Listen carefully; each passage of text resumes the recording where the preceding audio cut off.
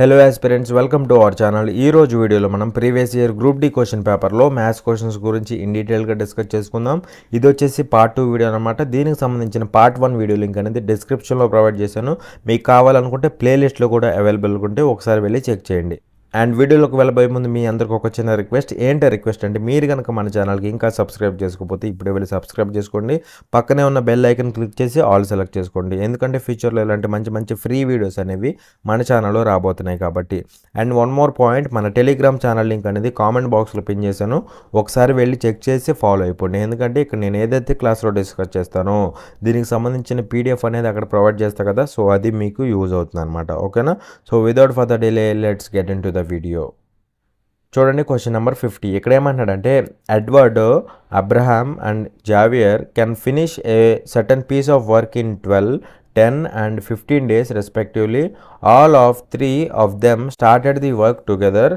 Edward left the work after 2 days and Abraham left just 3 days before the work was completed. Find the total number of days taken for the work to be completed. Edward, Abraham మరియు Xavier ఒక నిర్దిష్ట పనిని వరుసగా 12, 10 మరియు 15 రోజులలో పూర్తి చేయగలరు. ముగ్గురు కలిసి పనిని ప్రారంభించారు. ఎడ్వర్డ్ 2 రోజుల తర్వాత పనిని విడిచిపెట్టాడు మరియు అబ్రహాం పని పూర్తయ్యే 3 రోజుల ముందు పనిని విడిచిపెట్టాడు. పనిని పూర్తి చేయడానికి వారు తీసుకున్న మొత్తం రోజుల సంఖ్యను కనుగొనండి అనేసి క్వశ్చన్ అడుగుతున్నాడు అనమాట. మనకి ఇక్కడ 3 పర్సన్స్ ఉన్నారు. ఒకళ్ళు వచ్చేసి ఎడ్వర్డ్, ఇంకోళ్ళు వచ్చేసి అబ్రహాం, అలాగే ఇంకోళ్ళు వచ్చేసి జావియర్. ఓకేనా? సో ఎడ్వర్డ్ అనేవాడు ఎన్ని డేస్లో కంప్లీట్ చేస్తున్నాడు వర్క్ని? 12 డేస్లో కంప్లీట్ చేస్తున్నాడు. ఓకేనా? సో అలాగే అనేవాడు 10 డేస్లో వర్క్ని కంప్లీట్ చేస్తున్నాడు. అలాగే ఎక్స్ అనేవాడు 15 డేస్లో వర్క్ని అయితే కంప్లీట్ చేస్తున్నాడు అనమాట. రెస్పెక్టివ్లీ అన్నాడు కదా, సో 12 డేస్లో వర్క్ని కంప్లీట్ చేస్తున్నాడు, 10 డేస్లో వర్క్ని కంప్లీట్ చేస్తున్నాడు, ఎక్స్ అనేవాడు 15 డేస్లో వర్క్ని అయితే కంప్లీట్ చేస్తున్నాడు అనమాట. ఇక్కడ టోటల్ వర్క్ ఏమవుతుంది? ఈ మూడిటి యొక్క ఎల్సిఎంఏ టోటల్ వర్క్ అవుతుందని చెప్పే, అవునా కదా? సో ఈ మూడిటి యొక్క ఎల్సిఎం అంటే 12కి, 10కి, 15కి ఎల్సిఎం ఏమవుతుంది? 60 అనమాట. సో అలా 60 యూనిట్స్ అనేది టోటల్ వర్క్ అవుతుంది అనమాట. సో అనేవాడు 12 డేస్లో 60 యూనిట్స్ చేస్తే 1 డేకి ఎంత చేయాలి? 1 డేకి ఎంత అంటే 60/12, అంటే 1 డేకి వీడు 5 యూనిట్స్ ఆఫ్ వర్క్ అయితే చేయాలన్నమాట. అండ్ అలాగే అనేవాడు 10 డేస్లో 60 యూనిట్స్ చేస్తే 1 డేలో ఎంత చేయాలి? 1 డేలో ఎంత అంటే 60/10, అలా వీడు రోజుకి 6 యూనిట్స్ ఆఫ్ వర్క్ అయితే చేయాలన్నమాట. రోజుకి 6 units. In the same way X అనేవాడు 15 డేస్లో 60 యూనిట్స్ చేస్తే రోజుకి ఎన్ని యూనిట్స్ చేయాలి? రోజుకి ఎన్ని యూనిట్స్ అంటే 60/15, అలా వీడు రోజుకి 4 యూనిట్స్ ఆఫ్ వర్క్ అయితే చేస్తాడనమాట. అయితే ఇక్కడ ఏమంటాడు అంటే, చూడండి, all of 3 of them started the work together. ఇక్కడ ఇది కొద్దిగా ట్రిక్కీగా ఉంటుంది, జాగ్రత్త చూడండి. ఇదిగోండి, ఇదంతా టోటల్ వర్క్ అనుకోండి. ఇక్కడ ఇది స్టార్టింగ్ పాయింట్. ఇక్కడ ఈ ముగ్గురు స్టార్ట్ చేశారనమాట వర్క్ని. ఈ ముగ్గురు అంటే ఎవరు? ఎక్స్. ఓకేనా? సో ఈ ముగ్గురు స్టార్ట్ చేశారు. స్టార్ట్ చేసిన తర్వాత ఏమైందంటే, ఎడ్వర్డ్ అంటే అనేవాడు left the work after 2 days. అంటే అనేవాడు 2 days తర్వాత స్టార్ట్ చేసిన 2 days తర్వాత అనేవాడు వెళ్ళిపోతాడు అనమాట. అంటే చూడండి, ఇక్కడ నుంచి ఇక్కడికి ఇది 2 days అనుకోండి. ఈ 2 days వీడు వర్క్ చేస్తాడు. చేసేసి ఇక్కడికి వచ్చిన తర్వాత వీడు వెళ్ళిపోతాడు 2 days తర్వాత. అంటే 2 days తర్వాత వెళ్ళిపోతే ఇంకెవరు వర్క్ చేయాలి? ఏఎక్స్ ఇక్కడ నుంచి కంటిన్యూ చేస్తారనమాట వర్క్. సో ఇలా కొన్ని రోజులు వెళ్ళిన తర్వాత ఏమైందంటే, చూడండి, and Abraham left just 3 days before the work was completed. అంటే వర్క్ అనేది ఇక్కడ కంప్లీట్ అయింది కదా, సో ఈ కంప్లీట్ అవ్వడానికి అంటే 3 days ముందు, ఇదిగోండి సపోజ్ ఎక్కడ అనుకుందాం, దీని కంప్లీట్ అవ్వడానికి 3 days ముందు ఎవరు వెళ్ళిపోతారు? అబ్రహాం వెళ్ళిపోతాడు అనమాట. ఓకేనా? 3 days ముందు అబ్రహాం వెళ్ళిపోతే ఇంకెవరు ఉంటారు? ఓన్లీ ఎక్స్ ఒక్కడే ఇక్కడ వర్క్ చేస్తాడు అనమాట. ఓకేనా? స్టార్టింగ్ నుంచి 2 days తర్వాత ఏమో వెళ్ళిపోతాడు. వెళ్ళిపోతే ఇక్కడ ఏఎక్స్ వర్క్ చేస్తారు. ఇలా కొన్ని రోజులు చేసిన తర్వాత ఇంకా అబ్రహాం వెళ్ళిపోతాడు. 3 days ముందు అబ్రహాం వెళ్ళిపోతే ఇక్కడ ఎక్స్ మాత్రమే వర్క్ చేస్తాడు అనమాట. ఓకే, ఇక్కడ మనల్ని ఏమడుగుతున్నాడు అంటే, ఈ టోటల్ వర్క్ అనేది ఎన్ని డేస్లో కంప్లీట్ అయింది అనేసి క్వశ్చన్ అడుగుతున్నాడు అనమాట. ఇక్కడ మనకు గనక ఈ పార్ట్ ఆఫ్ వర్క్ ఏదైతే ఉందో మిడిల్లో, ఇది ఎన్ని డేస్లో కంప్లీట్ కంప్లీట్ అయిందో తెలిస్తే మనకి టోటల్ వర్క్ అనేది ఎన్ని డేస్లో కంప్లీట్ అయిందో తెలుస్తుంది అనమాట. సో దానికోసం మనం ఏం చేస్తామంటే జాగ్రత్తగా చూడండి. ఇక్కడే ఈ 3 మెంబర్స్ 2 డేస్ వర్క్ చేస్తారు, అవునా? మరి 3 మెంబర్స్ 1 డేలో ఎంత చేస్తారు? 1 డేలో ఎంత చేస్తారంటే చూడండి, 1 డేలో 5 + 6 + 4 యూనిట్స్ చేస్తారు 1 డేలో. అంటే రోజుకి వీళ్ళు 15 యూనిట్స్ చేస్తారు. మరి రోజుకి 15 యూనిట్స్ చేస్తే వీళ్ళు 2 డేస్ చేశారు కాబట్టి 2 15 30 యూనిట్స్ అయితే వీళ్ళు కంప్లీట్ చేసేస్తారు, ఓకేనా? ఈ 2 డేస్లో వీళ్ళు 30 యూనిట్స్ కంప్లీట్ చేస్తారు. అలాగే ఎక్స్ అనేవాడు 3 డేస్ చేస్తున్నాడు. మరి ఎక్స్ రోజుకి 4 యూనిట్స్ చేస్తే 3 డేస్ చేస్తున్నాడు కాబట్టి వీడు ఒక 12 యూనిట్స్ని అయితే కంప్లీట్ చేస్తాడనమాట, ఓకేనా? ఈ 3 డేస్లో. సో అలా ఇది ఒక 30, ఇది ఒక 12, ఓకేనా? సో అలా 42 యూనిట్స్ ఆఫ్ వర్క్ అయితే ఇక్కడ జరిగిపోతుంది. 42 పోతే 60లో 42 పోతే ఇంకా రిమైనింగ్ ఎంత ఉంటుంది? రిమైనింగ్ ఎంత అంటే 18 యూనిట్స్. ఆ 18 యూనిట్స్ ఆఫ్ వర్కే ఇది అనమాట, ఓకేనా? ఇది 18 యూనిట్స్ ఆఫ్ వర్క్. అయితే ఇక్కడ ఎన్ని డేస్ కావాలంటే సింపుల్గా ఏం చేయాలి? చేయాల్సిన వర్క్ ఎంత? 18 యూనిట్స్ బై దీన్ని ఎవరు చేస్తున్నారు? ఏఎక్సే కదా చేస్తుంది. ఏఎక్స్ రోజుకి ఎంత చేస్తారు? రోజుకి 6 + 4 10 యూనిట్స్ చేస్తారు. అది కింద రాయండి వాళ్ళ ఎఫిషియన్సీ. చేయాల్సిన వర్క్ బై ఎవరు చేస్తున్నారు? వాళ్ళ ఎఫిషియన్సీ 6 + 4 10 అనమాట, అది కింద రాయండి సరిపోతుంది. అలా వీళ్ళకి ఎంత టైం పడుతుందంటే 1.8 డేస్ అయితే టైం పడుతుంది. అంటే సింపుల్గా ఈ పార్ట్ ఆఫ్ వర్క్ ఏదైతే ఉందో ఇదంతా 1.8 డేస్లో కంప్లీట్ అవుతుంది అనమాట, ఓకేనా? సో అలా టోటల్ వర్క్ ఏమవుతుంది? ఎన్ని డేస్లో కంప్లీట్ అవుతుంది? ఇక్కడ ఒక 2 డేస్, ఇక్కడ ఒక 3 డేస్, 5 డేస్ ప్లస్ ఇది ఒక 1.8 డేస్, అలాగా టోటల్గా 6.8 డేస్ అయితే టైం పడుతుంది అనమాట, ఓకేనా? సో ఇలా చేసుకోవాలి ఇలాంటి ప్రాబ్లమ్స్ వస్తాయి. చూడండి క్వశ్చన్ నెంబర్ 58. ఇక్కడ ఏమంటాడంటే the following graph shows the savings of Arvind over the months, study the graph and answer the question. కింది లైన్ గ్రాఫ్ అరవింద్ వివిధ నెలలలో చేసిన పొదుపులను చూపుతుంది. గ్రాఫ్ను అధ్యయనం చేసి కింది ప్రశ్నకు సమాధానం ఇవ్వండి అనేసి మనకి కొంత డేటా అయితే ఇచ్చాడనమాట. ఈ డేటా ఏంటంటే ఇవి వచ్చేసి మంత్స్, నథింగ్ బట్ నెలలు. అలాగే ఇవి వచ్చేసి ఆ పర్టికులర్ నెలల్లో చేసిన సేవింగ్స్ అనమాట ఇవి. అంటే ఇంకా సింపుల్గా చెప్పాలంటే ఫిబ్రవరి మంత్ తీసుకుంటే ఈ మంత్లో అరవింద్ అనేవాడు 375 లేదంటే 375 రూపీస్ అనుకోండి, 375 రూపీస్ని సేవ్ చేశాడు. అలాగే మార్చిలో తీసుకుంటే వీడు 300 రూపీస్ని సేవింగ్స్ చేశాడు అనమాట. ఏప్రిల్లో 325 రూపీస్. అలా ఇవన్నీ మంత్స్, అలాగే ఇవన్నీ ఆ పర్టికులర్ మంత్లో చేసిన సేవింగ్స్ అనమాట, ఓకేనా? సో అయితే ఇక్కడ ఏమడుతున్నాడు అంటే చూడండి, what is the average savings of Arvind for all the given months. ఇచ్చిన అన్ని నెలలకు అరవింద్ సగటు పొదుపు ఎంత అనేసి క్వశ్చన్ అడుగుతున్నాడు అనమాట, ఓకేనా? యావరేజ్ సేవింగ్ అడుగుతున్నాడు. సేవింగ్స్ అంటే ఇవి, వీటి యొక్క యావరేజ్ కనుక్కోమంటున్నాడు. సింపుల్గా చూడండి, ఇక్కడ యాడ్ చేసేటప్పుడు ట్రిక్కీకి యాడ్ చేయాలి. ఎలాగంటే చూడండి, ఇది 375, ఇది 325, టోటల్ ఎంత అవుతుంది? 700 అవుతుంది. 700, ఇది ఒక 300. టోటల్గా ఈ మూడింటిని కలిపితే మనకి 1000 వస్తుందా? సో 1000 వస్తుంది ఇక్కడికి. అండ్ అలాగే ఇక్కడ చూడండి 425, ఇది ఒక 425, ఎంత? 850 అవుతుంది. 850 అను 450, 850 450 ఏమవుతుంది? 1300 అవుతుందా? 1300. ఇది వచ్చేసి ఇది ఒక 1300 ఎక్స్ట్రా ఇంకొక 500 అనమాట, ఓకేనా? ఇక్కడ చూస్తే ఏమవుతుంది? 1000 1300 ఎంత? 2300. ఇది ఒక 500. టోటల్ సమ్ ఏమవుతుందంటే 2800 అవుతుంది. 2800 అవుతుంది బై ఇది sum by number of observations వేస్తే మనకి యావరేజ్ వస్తుంది అనమాట. ఇక్కడ నెంబర్ ఆఫ్ అబ్జర్వేషన్స్ అంటే ఎన్ని మంత్స్? 7 మంత్స్ కదా. సో 7 మంత్స్ కాబట్టి బై 7 వేయాలి. ఎందుకంటే average for all given months అంటున్నాడు. ఫర్ ఆల్ గివెన్ మంత్స్ 7 నెలలకి కలిపి యావరేజ్ అడుగుతున్నాడు కాబట్టి సమ్ ఏమో 2800 వచ్చింది బై 7 నెలలకి అంటున్నాడు కాబట్టి బై 7 వేస్తే అయిపోయింది అనమాట, ఓకేనా? సో 7 4 టైమ్స్ పోతుందా? 4 టైమ్స్, పక్కన 2 జీరోలు ఉన్నాయి కాబట్టి 400 టైమ్స్ అయితే పోతుంది అనమాట. అలా యావరేజ్ ఏమవుతుందంటే యావరేజ్ ఈజ్ ఈక్వల్ టు 400, ఓకేనా? చూడండి క్వశ్చన్ నెంబర్ 59. ఎవాల్యుయేట్ అనేసి మనకి ఇది ఇచ్చాడు కదా, డైరెక్ట్ క్వశ్చన్. దీనికి ఆన్సర్ ఏమొస్తుందో కామెంట్ చేయండి. చూడండి క్వశ్చన్ నెంబర్ 63. ఇక్కడ ఏమంటాడంటే the average of the first 7 multiples of 3 is అనేసి క్వశ్చన్ అడుగుతున్నాడు. 3 యొక్క మొదటి 7 గుణిజాల సగటు అనేసి క్వశ్చన్ అడుగుతున్నాడు అనమాట. ఇక్కడ జనరల్గా మనం ఏం చేస్తాం?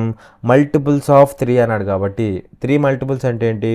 3, 6, 9, 12 ఇవే కదా మల్టిపుల్స్. అవన్నీ ఫస్ట్ 7 అంటున్నాడు. ఫస్ట్ 7 కాబట్టి అప్ టు ఎక్కడి వరకు వెళ్తాం? 15, నెక్స్ట్ 18, నెక్స్ట్ 21, ఇక్కడ వరకు వెళ్తాం. ఇవి ఫస్ట్ 7 ఏంటవి? Multiples of 3.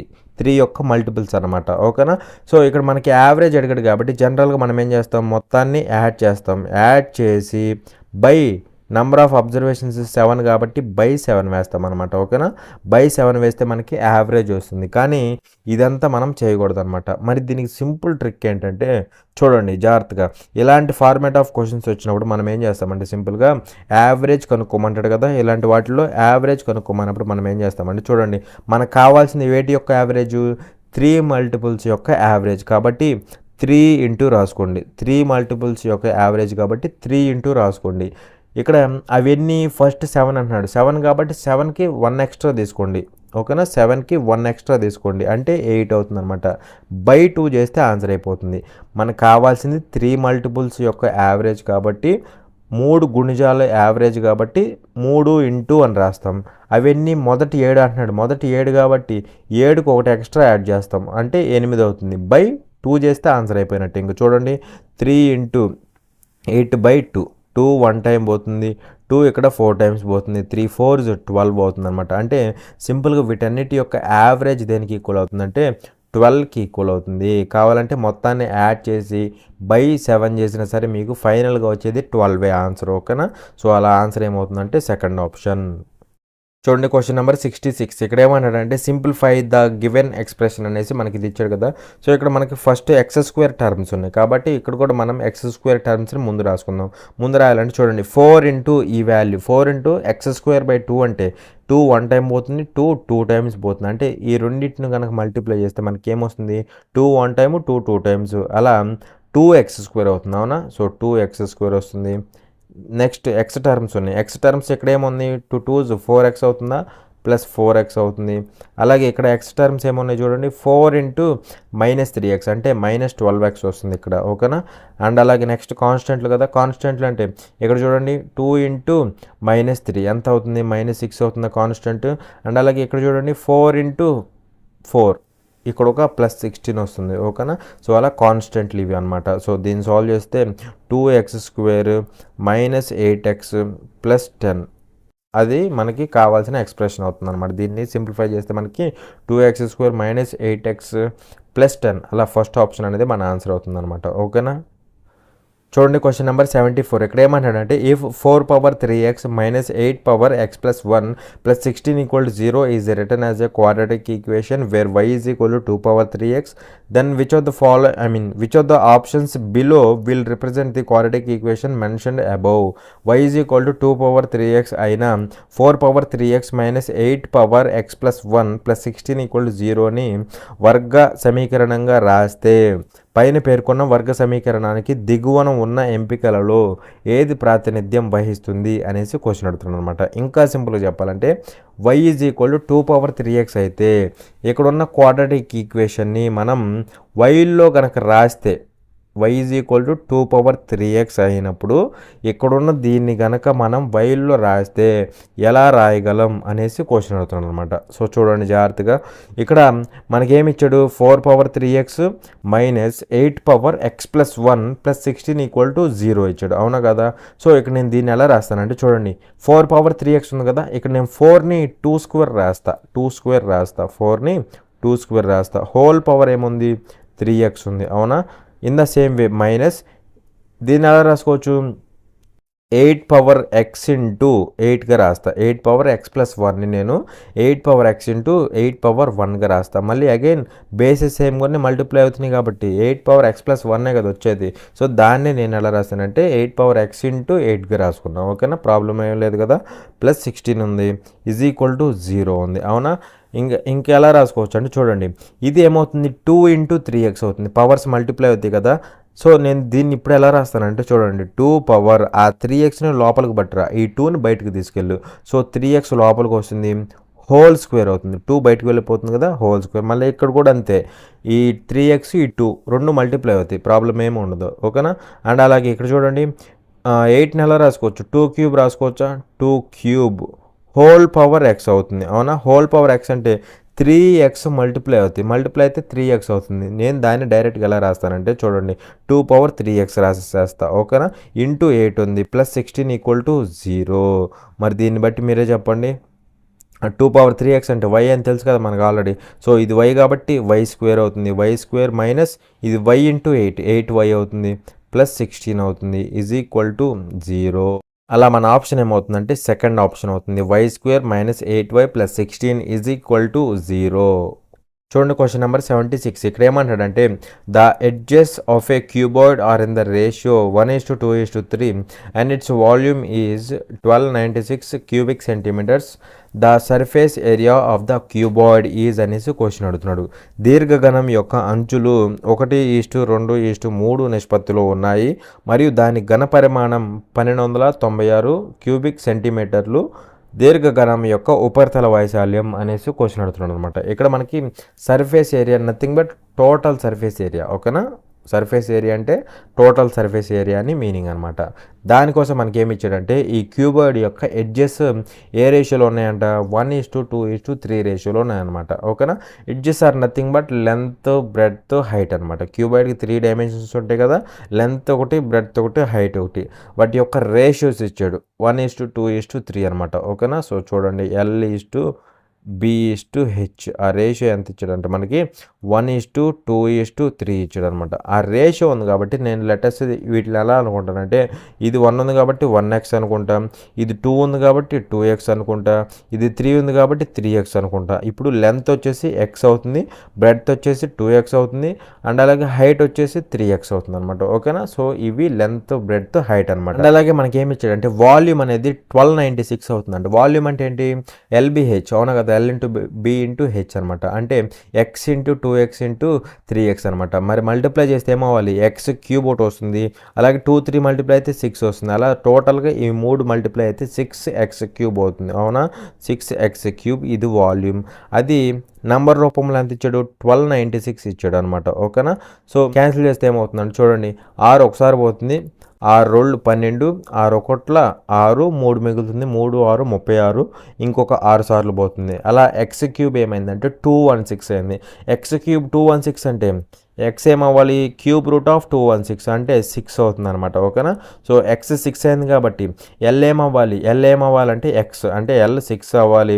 అలాగే బి ఏమవ్వాలి 2x అంటే 12 అవ్వాలి, 2 × 6 12 అవుతుంది. అలాగే హెచ్ 3x కాబట్టి 3 × 6 18 అవ్వాలన్నమాట. ఓకేనా, అయితే మనల్ని అడిగింది ఏంటంటే total surface area. Total surface area అంటే ఏంటి, total surface area is nothing but 2 × LB + BH + LH అవునా కదా. Total surface area of the cuboid is equal to 2 × LB + BH + LH. That equal to సింపుల్గా ఏమవుతుందంటే 2 × LB అంటే సింపుల్గా రెండింటిని multiply చేయండి, 6 × 12 మల్టిప్లై చేసి అలానే ఉంచండి, ఎందుకంటే చెప్తా చూడండి. ప్లస్ 12 × 18 12 × 18 మొత్తం సాల్వ్ చేయొద్దు మనం, ప్లస్ 6 × 18 అవునా కదా. సో 6 × 18. సో ఇదేమవుతుందంటే చూడండి సింపుల్గా లాస్ట్ డిజిట్ వెరిఫై చేద్దాం. లాస్ట్ డిజిట్ వెరిఫై చేస్తే ఇక్కడ 2 ఉంది మొత్తానికి, ఇక్కడ లాస్ట్ డిజిట్ వెరిఫై చేస్తే ఇక్కడ ఏమవుతుంది 6 2 ఎంత 12 అవుతుంది, అంటే లాస్ట్ డిజిట్ 2 వస్తుంది. ప్లస్ ఇక్కడ 2 ఇక్కడ 8 లాస్ట్ డిజిట్ 6 వస్తుంది. ప్లస్ ఇక్కడ 6 8 6 8 48 అంటే లాస్ట్ డిజిట్ 8 వస్తుంది అనమాట. ఓకేనా, సో చూడండి ఇది మొత్తం 2 × 2 + 6 అంటే 8 8 + 8 అంటే 16 అంటే ఇక్కడ ఫైనల్గా లాస్ట్ డిజిట్ 6 వస్తుంది. ఇదంతా వెళ్ళి మళ్ళీ 2తో మల్టిప్లై అవుతుంది, 2తో మల్టిప్లై అవుతుంది కాబట్టి లాస్ట్ డిజిట్ 6 రోళ్ళు 12 కాబట్టి లాస్ట్ డిజిట్ 2 ఉండాలన్నమాట. మరి ఇక్కడ లాస్ట్ డిజిట్ 2 ఉన్న ఒకే ఒక ఆప్షన్ ఏముంది 792 అవునా కదా. సో మళ్ళీ ఇదంతా సాల్వ్ చేసుకుంటూ కూర్చుంటే మనకి టైం సరిపోదు కదా. సో అందుకే సింపుల్గా లాస్ట్ డిజిట్ వెరిఫై చేయించాం మీ చేత. ఓకేనా, చూడండి క్వశ్చన్ నెంబర్ 79. ఇక్కడ ఏమంటాడంటే ది వాల్యూ ఆఫ్ అనేసి మనకి పెద్దది ఇచ్చాడు కదా, చూడటానికి ఇలా కనపడుతుంది కానీ దీంట్లో అసలు ఏముండదు. ఎందుకంటే చూడండి 47 + θ 43 - θ ఈ రెండింటిని యాడ్ చేస్తే మనకి ఏమొస్తుంది 90 వస్తుంది. చూడండి +θ - θ యాడ్ చేస్తే క్యాన్సిల్ అయిపోతాయి. 47 + 43 యాడ్ చేస్తే మనకి 90 అవుతుంది అవునా కదా. అంటే టూ యాంగిల్స్ని మనం ఇక్కడ యాడ్ చేస్తుంటే 90 వస్తుంది అవునా? సో మరి 2 యాంగిల్స్ని యాడ్ చేసినప్పుడు 90 వస్తే ఆ యాంగిల్స్ని ఏమంటాం మనం? కాంప్లిమెంటరీ యాంగిల్స్ అంటాం. అవునా? పూరక కోణాలు అంటాం. సో అవి పూరక కోణాలు కాబట్టి అవి ఎలా ఉంటాయి అంటే పూరక కోణాలు అనేవి కాంప్లిమెంటరీ యాంగిల్స్ అనేవి ఒకటి ఆల్ఫా అయితే ఇంకోటి ఖచ్చితంగా 90 మైనస్ ఆల్ఫా అవుతుందన్నమాట. ఓకేనా? సపోజ్ ఇది కనుక మనం ఆల్ఫా అనుకుంటే ఆల్ఫా అనేది 47 ప్లస్ తీటా అనుకుంటే అప్పుడు 90 మైనస్ ఆల్ఫా ఏమవుతుందంటే 43 మైనస్ తీటా అవుతుంది. కావాలని చెక్ చేసుకోండి. ఇదిగోండి 90 మైనస్ ఆల్ఫా అంటే 47 ప్లస్ తీటా అవుతుంది. అవునా? So that is equal to 90 minus 47 అంటే 43 డిగ్రీస్ అవుతుంది మైనస్ తీటా అవుతుంది. సో చూడండి మళ్ళీ ఇదే వచ్చిందా? అంటే సింపుల్గా 2 కాంప్లిమెంటరీ యాంగిల్స్ ఉంటే ఒకదాన్ని కనుక మనం ఆల్ఫా అనుకుంటే ఆటోమేటిక్గా ఇంకోటి ఏమవుతుందంటే 90 మైనస్ ఆల్ఫా అవుతుంది. ఇన్ ద సేమ్ వే ఇక్కడ కూడా చూడండి, ఈ రెండింటిని యాడ్ చేస్తే మనకి 90 వస్తుందా? మరి 90 వస్తుంది కాబట్టి ఈ రెండు కాంప్లిమెంటరీ యాంగిల్స్ అవుతాయి. అంటే సింపుల్గా ఒకటి ఆల్ఫా అయితే ఇంకోటి 90 మైనస్ ఆల్ఫా. ఇక్కడ మీరు ఏదైనా తీసుకోవచ్చు ఆల్ఫా అనేది. ఇది ఆల్ఫా అనుకోవచ్చు, లేదు ఇది ఆల్ఫా అనుకోవచ్చు. ఓకేనా? ఇన్ ద సేమ్ వే ఇక్కడ కూడా అంతే. ఇదిగోండి ఈ రెండింటిని యాడ్ చేసినా సరే మనకి 90 వస్తుంది. అంటే సింపుల్గా ఈ రెండు కూడా కాంప్లిమెంటరీ యాంగిల్స్ అవుతాయి. సో అలా ఒకటి ఆల్ఫా అయితే ఇంకోటి 90 మైనస్ ఆల్ఫా. మరి దీనివల్ల యూజ్ ఏంటంటే జాగ్రత్త చూడండి, ఇదేమవుతుంది? కొసీకెంట్ ఆల్ఫా అవుతుంది. అవునా? Cosecant alpha. అలాగే ఇది సీకెంట్ 90 మైనస్ ఆల్ఫా. మరి సీకెంట్ 90 మైనస్ ఆల్ఫా అంటే కొసీకెంట్ ఆల్ఫా అవ్వాలి. ఇక్కడ ఒక కొసీకెంట్ ఆల్ఫా ఉంది మైనస్ ఇది కొసీకెంట్ ఆల్ఫా అయిపోయింది. మరి cosecant alpha minus cosecant alpha అలా ఈ రెండింటిని యాడ్ చేస్తే మనకి 0 అయిపోతుంది. అవునా కదా? సో ఇది 0 అయిపోతుంది. ఇన్ ద సేమ్ వే ఇక్కడ ఇదేమవుతుంది? ట్యాన్ ఆల్ఫా అవుతుంది. Tan alpha minus cot of 90 minus alpha. మరి కాట్ 90 మైనస్ ఆల్ఫా అంటే 90 మైనస్ ఆల్ఫా అంటే ఇది ట్యాన్ ఆల్ఫా అవుతుంది. ఇక్కడ ఒక ట్యాన్ ఆల్ఫా మైనస్ ఈ వాల్యూ ట్యాన్ ఆల్ఫా అయిపోతుంది. ఈ రెండు క్యాన్సిల్ అయిపోతాయి. అక్కడికి ఇది కూడా 0 అయిపోతుంది. ఇన్ ద సేమ్ వే ఇది కూడా అంతే. Sine alpha. Sine alpha minus cos of 90 minus alpha అంటే కాస్ ఆఫ్ 90 మైనస్ ఆల్ఫా అంటే సైన్ ఆల్ఫా. సో ఇక్కడ ఒక సైన్ ఆల్ఫా మైనస్ ఈ వాల్యూ సైన్ ఆల్ఫా అయిపోతుంది. మరి sine alpha minus sine alpha అంటే 0. అలా ఒకదానికొకటి క్యాన్సిల్ అయిపోయి అన్నీ క్యాన్సిల్ అయిపోయి టోటల్గా ఫైనల్ ఆన్సర్ ఏమవుతుందంటే 0 అయిపోతుంది అనమాట. ఓకేనా? ఇదంతా ఎందుకంటే మనకి కాంప్లిమెంటరీ యాంగిల్స్ అయినాయి కాబట్టే మనకి ఇలా పాసిబుల్ అయిందనమాట. చూడండి క్వశ్చన్ నెంబర్ 80. ఇక్కడ ఏమంటాడంటే a table and swing were sold for rupees 9,936 each. The table was sold for a profit of 8% and the swing was sold for a loss of 8%. What is the gain or loss percentage in the whole transaction? ఒక table మరియు ఒక ఊయల ఒక్కొక్కటి రూపాయలు 9,936 రూపాయలకి విక్రయించబడ్డాయి. Table 8% లాభానికి విక్రయించబడింది. ఊయల 8% నష్టానికి విక్రయించబడింది. మొత్తం లావాదేవీలో లాభం లేదా నష్ట శాతం ఎంత అనేసి క్వశ్చన్ అడుగుతున్నాడు. ఇక్కడ జాగ్రత్త చూడండి, ఒక టేబుల్ ఉంది, అలాగే ఒక స్వింగ్ ఉంది. ఈ రెండింటి యొక్క సెల్లింగ్ ప్రైసెస్ అనేవి సేమ్ అనమాట. అది ఎంత అంటే 9,936 రూపీస్ అనమాట. ఓకేనా? ఈ రెండింటి యొక్క సెల్లింగ్ ప్రైస్ నేను ఒత్తి చెప్తున్నాను, జాగ్రత్త చూడండి. సెల్లింగ్ ప్రైస్ అనేది సేమ్గా ఉంది. అండ్ అలాగే ఒకదాన్నేమో 8% ప్రాఫిట్కి అమ్మాడు, ఇంకొక దాన్నేమో 8% లాస్కి అమ్మాడు. అంటే ఇక్కడ ఈక్వల్ పర్సంటేజ్ ఉందన్నమాట. ప్రాఫిట్ పర్సంటేజ్ ఎంత ఉందో లాస్ పర్సంటేజ్ కూడా అంతే ఉంది. అంటే ఈ వాల్యూ అనేది సేమ్గా ఉందన్నమాట. సెల్లింగ్ ప్రైస్ సేమ్గా ఉంది, ప్రాఫిట్ పర్సంటేజ్ లాస్ పర్సంటేజ్ ఈ రెండు సేమ్గా ఉన్నాయి. ఎప్పుడైతే మనకి సెల్లింగ్ ప్రైస్ అలాగే ప్రాఫిట్ పర్సంటేజ్ లాస్ పర్సంటేజ్ సేమ్గా ఉంటాయో అప్పుడు మనకి ఓవరాల్ ట్రాన్సాక్షన్లో మనకి ఖచ్చితంగా ఏమవుతుందంటే లాస్ వస్తుందన్నమాట. ఏమవుతుంది? లాస్ వస్తుంది. ఆ లాస్ పర్సంటేజ్ దేనికి ఈక్వల్ అవుతుందంటే ఏమవుతుంది? లాస్ పర్సంటేజ్ దేనికి ఈక్వల్ అవుతుందంటే మనకి x²/100%కి ఈక్వల్ అవుతుంది. దేనికి ఈక్వల్ అవుతుంది? x²/100%కి ఈక్వల్ అవుతుంది.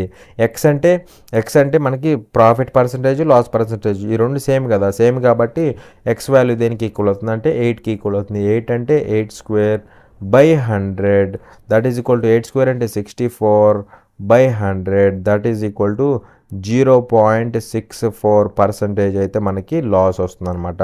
ఎలాంటి ప్రాబ్లమ్స్ సెల్లింగ్ ప్రైజులు సేమ్గా ఉండాలి, అలాగే ప్రాఫిట్ పర్సంటేజ్ లాస్ పర్సంటేజ్ ఈ రెండు కూడా సేమ్గా ఉండాలి. ఇలాంటి ప్రాబ్లమ్స్ వచ్చినప్పుడు మనకి ఖచ్చితంగా మనకి ఏమొస్తుందంటే బండ గుర్తుకి ఇది లాస్ పర్సంటేజ్ లాసే వస్తుంది అనమాట దీంట్లో. ఓకేనా? సో ఆ లాస్ పర్సంటేజ్ దేనికి ఈక్వల్ అవుతుందంటే x²/100%కి ఈక్వల్ అవుతుంది. వేర్ ఎక్స్ అంటే ప్రాఫిట్ పర్సంటేజ్ లాస్ పర్సంటేజ్ ఈ రెండు సేమ్గా ఉంటాయి కదా. సో అది అలా మనకి ఆప్షన్ ఏమవుతుందంటే సెకండ్ ఆప్షన్. చూడండి క్వశ్చన్ నెంబర్ 84. ఇక్కడ ఏమంటాడంటే find the smaller of the two roots of the equation x² plus 8x plus 15 equal to 0. వర్గ సమీకరణం x² plus 8x plus 15 is equal to 0 యొక్క రెండు మూలాలలో చిన్నదాన్ని కనుగొనండి అనేసి క్వశ్చన్ అడుగుతున్నాడు అనమాట. ఇక్కడ మనకి ఏమిచ్చాడు equation x² plus 8x plus 15 equal to 0. దీని యొక్క రూట్స్ ఉంటాయి కదా, వాటిల్లో చిన్న రూట్ ఏంటి అనేసి క్వశ్చన్ అడుగుతున్నాడు అనమాట. చూడండి దీన్ని సింపుల్గా ఫ్యాక్టరైజేషన్ చేయొచ్చా? ఫ్యాక్టరైజేషన్ చేస్తే 1 ఇంటూ ప్లస్ 15, 1 ఇక్కడ 1 ఉంటుంది, ఇది ప్లస్ 15. 1 ఇంటూ ప్లస్ 15 అంటే 1 ఇంటూ 15 విల్ బి 15. అంటే సింపుల్గా 15 ఫ్యాక్టర్స్ని యాడ్ చేస్తే ప్లస్ ఉంటుంది కదా, 15 ఫ్యాక్టర్స్ని యాడ్ చేస్తే మనకి 8 రావాలి. మరి అలాంటి ఫ్యాక్టర్స్ ఏముంటాయి? అంటే 3 5s 15 రాయొచ్చా లేదా? 3 5s 15 సరిపోతుందా? యాడ్ చేస్తే మనకి 8 వస్తుందా? సో ఇక్కడ ప్లస్ 8 కాబట్టి రెండింటికి ప్లస్ పెట్టేసేయండి సరిపోతుంది. అలా ఇదేమవుతుందంటే x² 8x ఎలా రాసుకోవచ్చు? 3x ప్లస్ 5x ఇలా రాసుకోవచ్చు. ప్లస్ 15 ఉంది ఈజ్ ఈక్వల్ టు 0. దీన్ని బట్టి x కామన్ తీస్తే x ప్లస్ 3 అవుతుంది. అలాగే 5 కామన్ తీస్తే ప్లస్ 5 కామన్ తీస్తే x ప్లస్ 3 అవుతుంది ఈజ్ ఈక్వల్ టు 0. దీన్ని బట్టి x ప్లస్ 3 కామన్ తీస్తే రెండిట్లో x ప్లస్ 3 కామన్ తీస్తే ఇక్కడేమో x ఉంటుంది ప్లస్ ఇక్కడ 5 ఉంటుంది ఈజ్ ఈక్వల్ టు 0. దీన్ని 0కి ఈక్వల్ చేస్తాం కదా, రెండింటిని 0కి ఈక్వల్ చేస్తాం. మరి దీన్ని 0కి ఈక్వల్ చేస్తే ఎక్స్ వాల్యూ ఏమొస్తుంది? -3 ఒకటి వస్తుంది. అలాగే దీన్ని 0కి ఈక్వల్ చేస్తే ఎక్స్ వాల్యూ ఏమొస్తుంది? -5 వస్తుంది. అలా ఈ రెండిట్లో చిన్నది అంటే ఏంటి? -5 చిన్న వాల్యూ అనమాట. ఓకేనా?